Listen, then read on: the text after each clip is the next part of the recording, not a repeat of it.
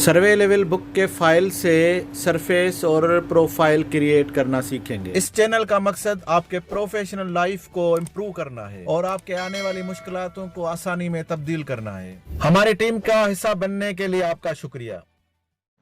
बिस्मिल्लाहिर्रहमानिर्रहीम। AutoCAD civil 3D और existing profile के डिफरेंट टाइप हम सीख रहे हैं कि किस तरह से हमारे पास डेटा आ सकता है और उसको हम कैसे यूटिलाइज कर सकते हैं। यहाँ पे देखिए मेरे पास सिर्फ सेंटर लाइन है। अगर आप सेंटर लाइन किसी को डेटा देते हैं और उसके क्रॉस सेक्शन वो पढ़ के आपको मैन्युअली भेजता है, तो यहाँ पे क्या होता है कि लेवल मशीन में जब आप पढ़ते हैं तो वहाँ पे कोऑर्डिनेट नहीं आता है डेफिनेटली। तो ये जो भी आपके पास लेवल बुक होगा उसको आप ये मैन्युअली उस बुक के हिसाब से अपने एक्सेल में लिख लेंगे चेंजेस, और उसके बाद ऑफसेट 0 और फिर माइनस में लेफ्ट साइड के लिए और प्लस में राइट साइड के लिए। बाकी जो भी चेंजेस है वो हम किस तरह से लिखते हैं इसके फॉर्मेट मेरे लास्ट सेगमेंट, ये सेगमेंट देखने से पहले वो देखना बहुत ही ज़रूरी है।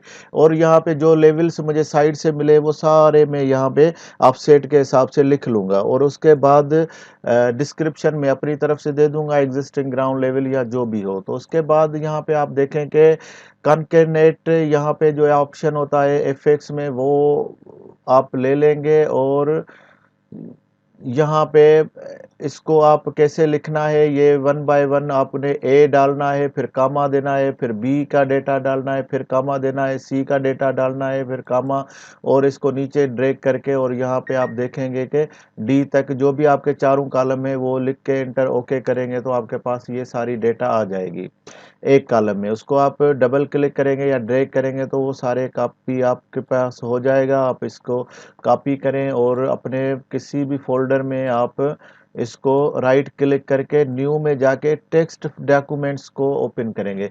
यहाँ पे आप इसका नाम दे देंगे EGL1 के नाम से मैं दे देता हूँ और यहाँ पे आप देखें इसको मैं पेस्ट कर दूंगा तो वो मेरे पास सारी डेटा जो क्रॉस सेक्शन से मैंने एक्सेल में कन्वर्ट करके मैन्युअली डेटा मैंने एक्सेल में लिखी, एक्सेल में लिखने के बाद उसको कन्वर्ट किया कामा में और कामा के बाद मैं इसको टेक्स्ट फाइल में सेव कर रहा हूँ।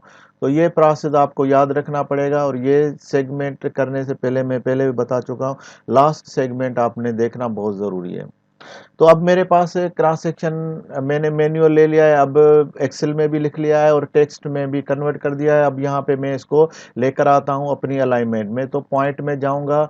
एक बात याद रखें कि मेरे पास यहाँ पे देखें कोई कोऑर्डिनेट नहीं है, चेनेजेस हैं सिर्फ, तो चेनेजेस में कैसे अलाइनमेंट में रखूँगा।